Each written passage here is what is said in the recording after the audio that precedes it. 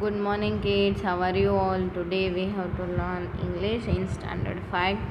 So kids, last time हमने हमारा जो लास्ट चैप्टर था वो कंप्लीट कर लिया है. सो आज हम यूनिट नंबर 9 पे सिंग सॉन्ग ऑफ पीपल यानी कि लोगों का गीत जो लोगों के द्वारा गाया जाने वाला है. ओके, तो उसे लोकगीत भी बोला जाता है, सॉन्ग ऑफ पीपल.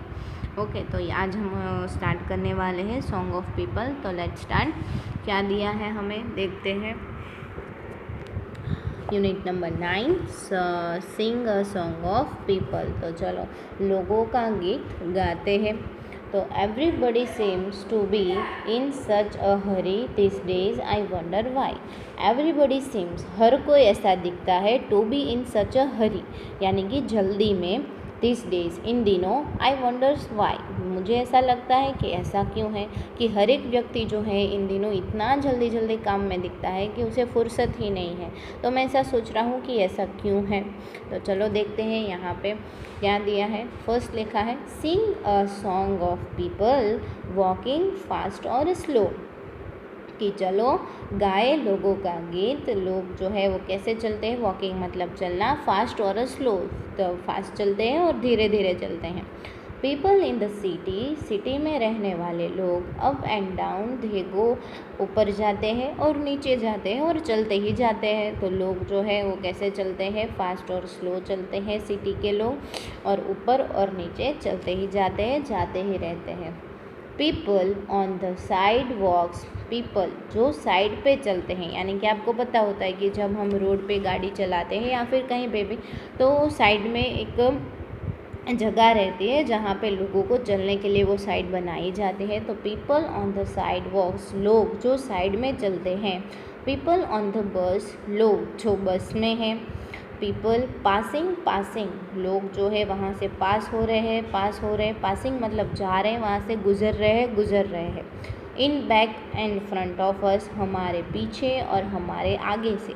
तो लोग एक जगह से दूसरी जगह जा रहे हैं. कहाँ कहाँ से जा रहे हैं, हमारे पीछे से या फिर हमारे आगे से ही जा रहे हैं.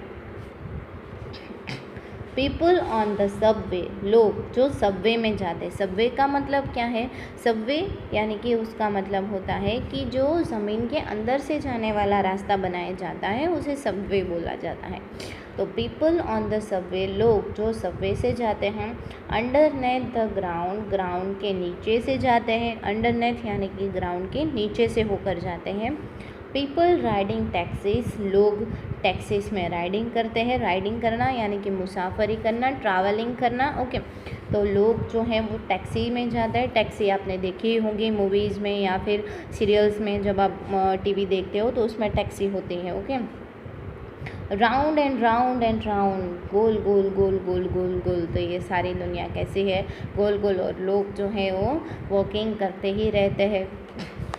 पीपल, लोग विद देयर हैट्स ऑन, लोग जो अपनी हैट चढ़ाए हुए हैं अपने माथे पे.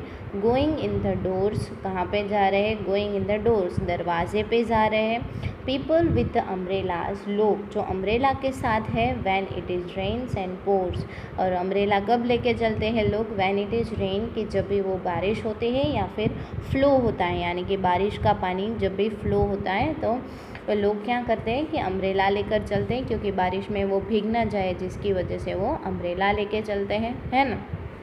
तो यहाँ पे लोगों के बारे में ही दिया है कि ये दुनिया कैसी है. तो ये दुनिया के बारे में, लोग जो है वो चलते ही रहते हैं, थकते नहीं हैं.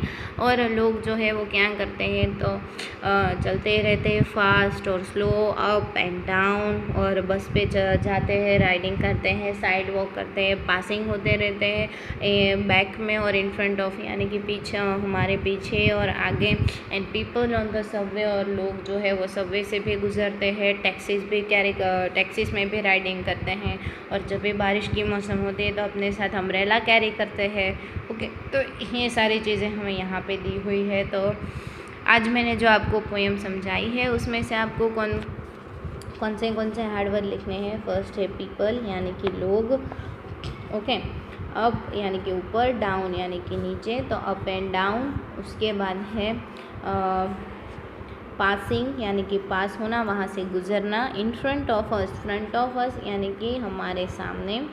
ओके, उसके बाद है सबवे, उसके बाद है अंडरनेथ, उसके बाद है राइडिंग, ओके, और उसके बाद अम्ब्रेलास, रेन्स और पोर्ट्स। तो ये सारे जो अंडरलाइन वर्ड मैंने किए हैं आपको नोटबुक में 3 टाइम लिखने हैं, और ये पोएम जो है वो अच्छे से रीड कर लेना और समझ लेना। नेक्स्ट लेक्चर में मैं आपको इसका जो सेकंड पार्ट है वो एक्सप्लेन करूँगी। तब तक के लिए आपको ये जो 4 स्टैंजास आपको यहाँ पे दिए गए हैं पोएम के, तो वो आपको अच्छे से रीड कर लेने हैं और समझ लेने हैं। ओके, आज के लिए बस इतना ही। Thank you.